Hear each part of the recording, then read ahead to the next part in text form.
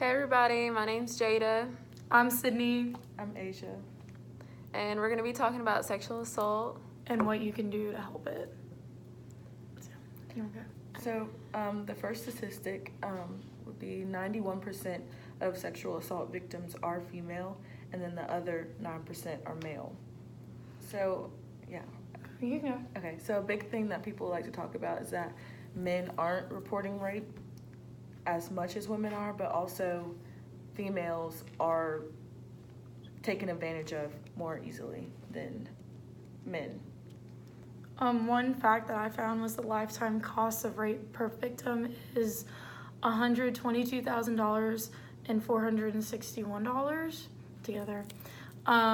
It costs more than any other crime, followed by assault, costs the second most, and then murder and drunk driving and fatalities.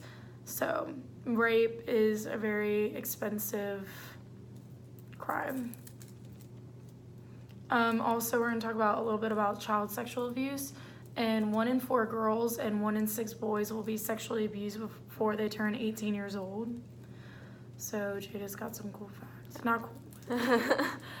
So 30% of women between the ages of 11 and 17 at their time of their first completed rape. 12.3% of women were age 10 or younger at the time of their first completed rape victimization. 27.8% of men were age 10 or younger at the time of their first completed rape victimization. Yeah, this is crazy. More than 1/3 of women who report being raped before age 18 also experience rape as an adult. Also, 96% of people who sexually abuse children are male, and 76.8% of people who sexually abuse children are adults. And with these statistics, another one that pops out is only 12% of child sex abuse is reported.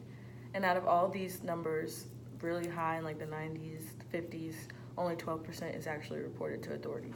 So that makes us question like how much, with correct representation and like being reported, how much actually is like accurate. Yeah. Considering that if 88% is not, is that 88 plus 12 is not reported, then what else does that mean? Also, this talks a lot about campus sexual assault, and 20 to 25% of college women and 15% of college men are victims of forced sex during their time in college, and nearly 2/3 of college students experience sexual harassment. So some of the crime reports, rape is the most underreported crime.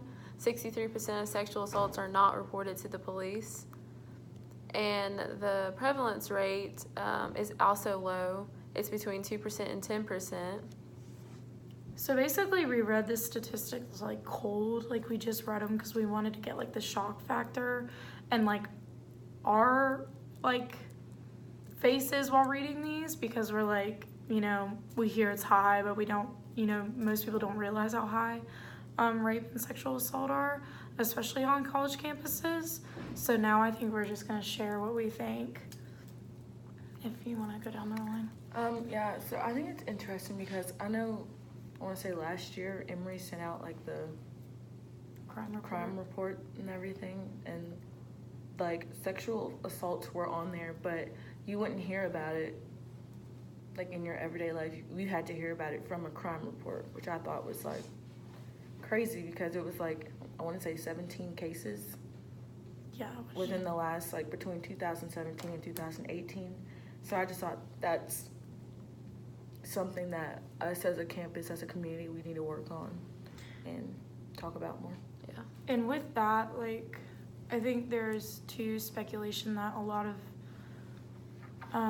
these cases were not followed through with, because like I know certain individuals who had reported it and their perpetrator is still on campus, and that can be a lot of speculation to why, because 17 seems pretty low to me, considering like I'm sure we all know a friend here who has been, something has happened to them. Yeah.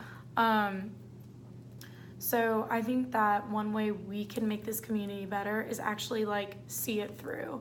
If your friend or you or anyone you know has reported misconduct or Title IX, I feel like we should be better about being like, maybe not necessarily the victim because that's really hard to come out and say it, but better about being like, hey, why is this individual still on campus? Like, why are these resources not being like followed through? Like, because as we can tell, like obviously it causes a lot of mental illness, and mental health is a necessity, especially when the perpetrator is still walking around on campus. Yeah. So, like, I don't know if, like, you guys, like, have you guys ever taken the Title IX test or whatever? Mm-mm. See, like, every athlete every year has to take a Title IX test, and I think that that's something that would be beneficial is if they had even, like all students, not just athletes, take that every year, because some people just don't. And not just freshmen either. Yeah, exactly. Maybe I did for riding team. I don't remember. Yeah, probably did, but we, like, take it every year, and, like, I know it's always shocking to me still, even though I always, like, know the answers and stuff like that, but yeah, I think it would be beneficial for everyone to have to take it. Kudos to Emory though for putting up those like more of the little blue emergency Mhm. things. Oh, yeah, I think that's very definitely. important because Mawa, that front strip, like So for dark. years was so dark. I was Yeah. like, something can easily happen here. Oh, yeah. And campus police actually is pretty good about it. Like, if you call them, I know majority of them, most of them actually do care about students, and like if you call them and say like I need a ride, like I'm uncomfortable, they will probably drive you. They should drive you. And like, so there's a lot of things you can do here.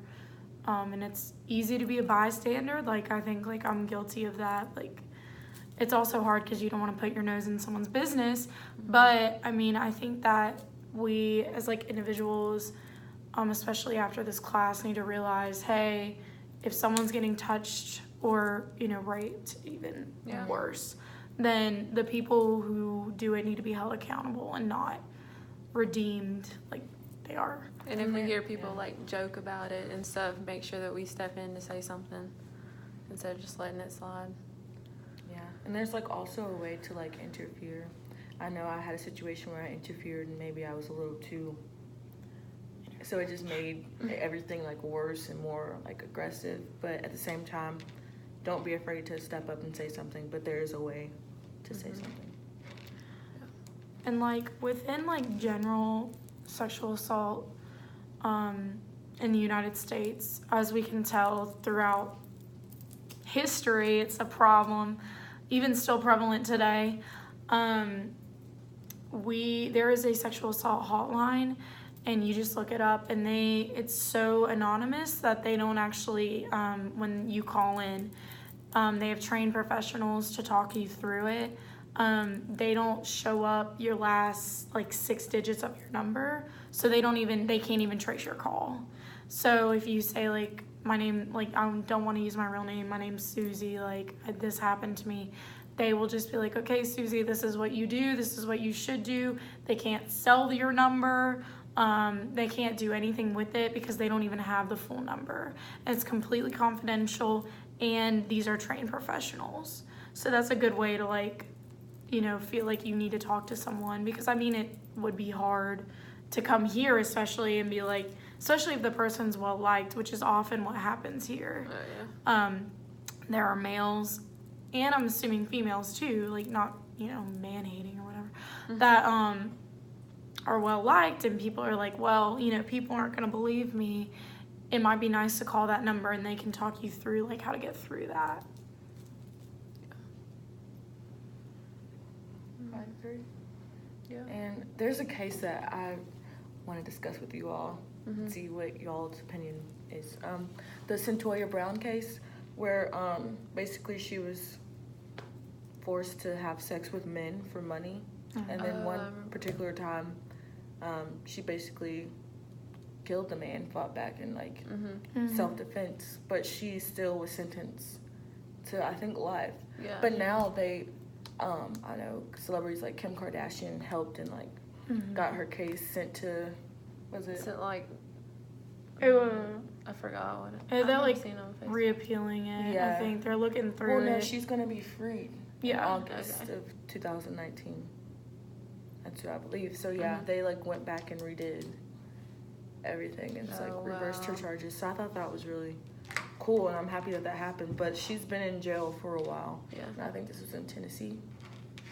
it's sad. I think she. So very kind of close. to us. Yeah. Yeah. I think she deserves compensation. I mean, because with that, I remember seeing on Twitter that Brock guy who Mhm. was accused of sexual assault, and Mhm. what did he get? Like a fine or something And ridiculous. she was a little girl when this happened. She Well, was yeah. tried as a I little girl. do She was remember that. young. Yeah. Like she wasn't even 18. Mhm. So, like, Yeah. they're That's a like shame. the kids aren't even protected. So I thought that was crazy. Yeah. And people wonder why people don't report it. Mhm. Because, I mean, she was a kid. Like, she probably didn't even know what was going on and then just snapped. Yeah. Yeah. But I wish I could find that article I saw on Facebook showing like it was like an article on Facebook and it was showing all of these kids who had been raped and like had or were dead and stuff like that and showing like their stories and they would like take a picture of their little shoes and stuff and like it's sad to like actually see that because you hear about it and stuff but when you know when you see that it's just shocking. It really And they're happens. so innocent. They, Yeah. like, don't even. It's awful. So, like, I guess what can we do? Yeah, I mean, I think just like we were saying, like, stand up and, like, get involved if you see something happening. Take mental illness seriously. Mhm. Yes, It's yeah. not really anything to play with. It is a real thing. Yeah, it's not a joke. They also have, like, places you can volunteer, like women's Resource center. resource centers, yeah. Mhm. Which I think would be interesting is if maybe next year, Dr. Sorensen with your class, you can make it a part of the class to volunteer or something. That would be cool. I know we're thinking about that with like comparative immigration is like including that in the class. Or have like a class field trip or something. Yeah, a Like, class field trip. Because I mean, Dude. And just, like, hear some of the women's stories, too, if possible. Like, Yeah. it'd be cool. there's also a thing that our sorority does where kids of sexual abuse, we make blankets for them. And we send them off because, you know, when they're taken out of these homes, they have nothing. Because usually, you know, all their funds are tied through their parents because they're like, you know, kids. So we give them these like really cool blankets that they like. It's exciting for them because it's their own. And like you can contact one of us or just contact locally near here. I'm pretty sure it's somewhere near here. We don't It's even in do- Radford, I Yeah. believe. Yeah. Radford area. Yeah, because it's one of our old sisters' moms who did it. And like, there's a lot you can do. I know this class may feel helpless, but there's stuff you can do. Yeah, definitely.